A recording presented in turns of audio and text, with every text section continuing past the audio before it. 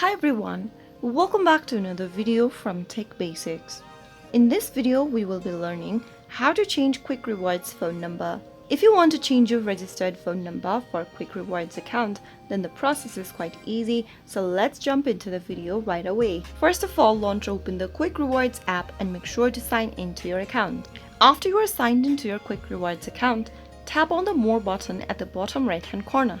From the More menu, scroll down and tap Settings.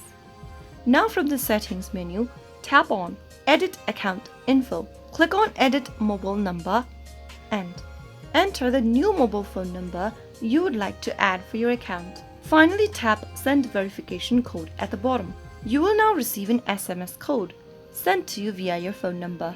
Once you receive the code, type it down in the code text box. Finally, tap on Verify Code at the bottom in order to change your phone number for Kwik Rewards account.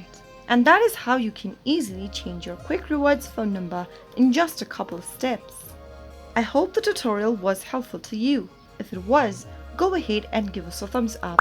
Don't forget to subscribe to our channel by hitting the subscribe button. Press the bell icon so that you'll never miss another upcoming upload from us. I will see you again in the next video. Thank you for watching.